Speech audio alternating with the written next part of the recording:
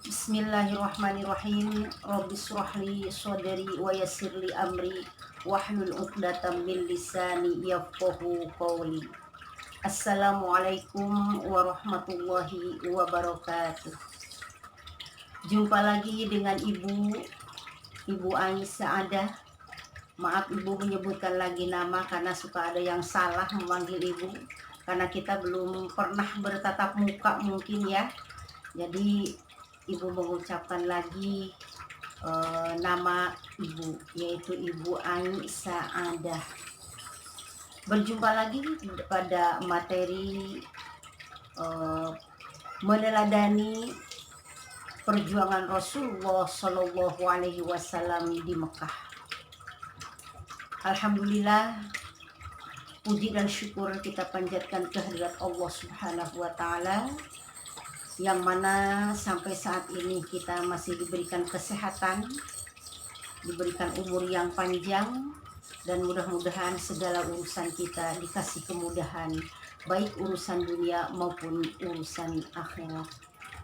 Mudah-mudahan dalam menuntut ilmunya kita dikasih kemudahan-kemudahan, dan mudah-mudahan dikuatkan iman dan Islamnya dalam menghadapi pandemi seperti ini. Anak-anakku sekalian, jangan lupa absen terlebih dahulu, karena absen adalah merupakan sikap kalian yang bagus. Untuk pertemuan kali ini, kita akan membahas mengenai perjuangan Rasulullah Shallallahu Alaihi Wasallam di Mekah.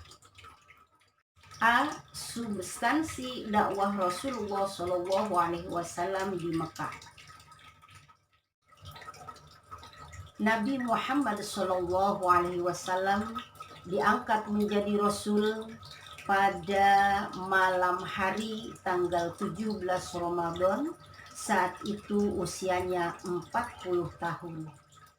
Malaikat Jibril datang membacakan wahyu pertama kepada Nabi Muhammad Shallallahu Alaihi Wasallam, yaitu Quran Surat Al-Alaq. Quran Surat Al-Alaq ayat 1-5. Ibu bacakan dulu ayatnya.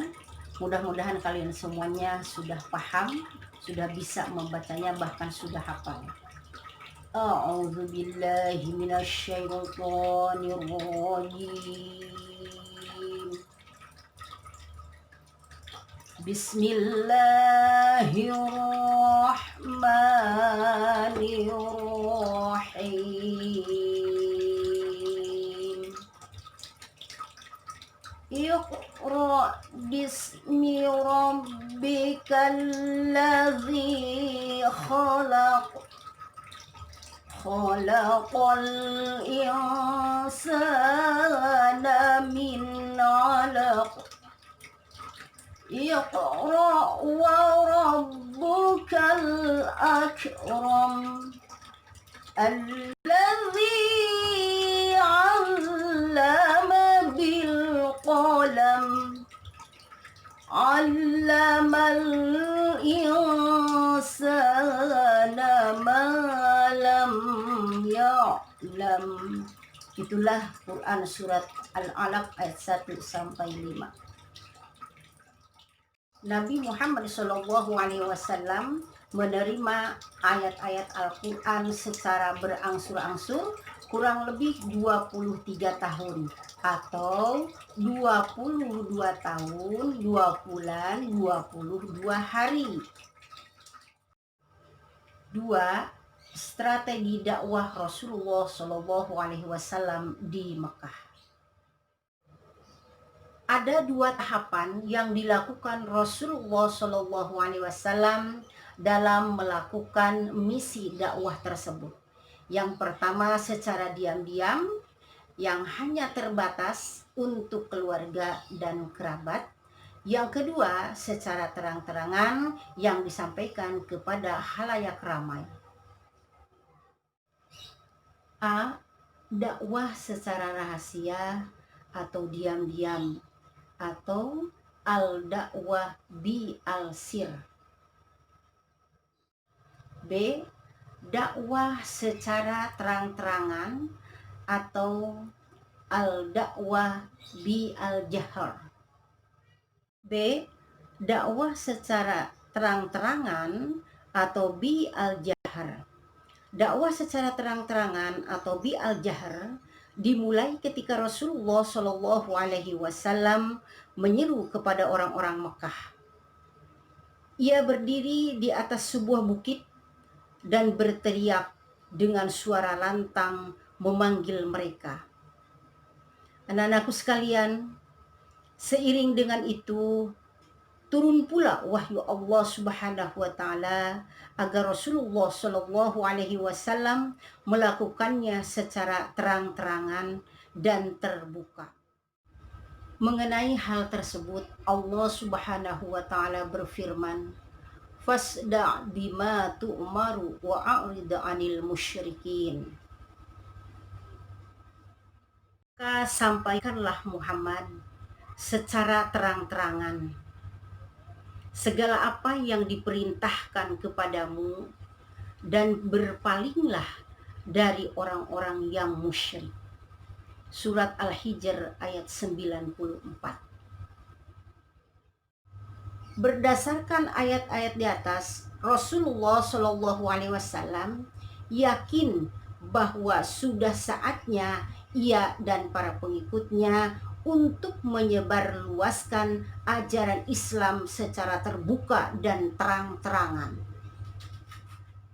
Pertama-tama dakwah Rasulullah Shallallahu Alaihi Wasallam dilakukan kepada sanak keluarga, kemudian kepada kaumnya dan penduduk kota Mekah yang saat itu penyembahannya kepada berhala begitu kuat. Intimidasi dan penyiksaan yang dialami oleh Nabi Muhammad Shallallahu Alaihi Wasallam dan para pengikutnya berlangsung dalam kurun waktu yang cukup lama. Kian hari, kian keji siksaan yang mereka terima, semua cemoohan, ejekan, dan ancaman yang ditujukan kepada Rasulullah Shallallahu Alaihi Wasallam dan para pengikutnya makin melecut semangat Rasulullah Shallallahu Alaihi Wasallam dengan terus bertambahnya jumlah pengikutnya. Anak-anakku sekalian, pelan tetapi pasti pengaruh Rasulullah Shallallahu Alaihi Wasallam dan ajaran Islam semakin diterima oleh masyarakat Mekah yang telah muak dengan praktik-praktik kotor jahiliyah. Dengan semangat kerasulan serta keyakinan akan kebenaran ajaran ilahi, gerakan dakwah Rasulullah Shallallahu Alaihi Wasallam makin tersebar luas. Teman, sahabat, bahkan orang yang tidak dikenalnya, baik dari kalangan bangsawan terhormat maupun dari golongan hamba sahaya, banyak yang mendengar dan memahami ajaran Islam, kemudian memeluk agama Islam dan beriman kepada Allah Subhanahu wa taala.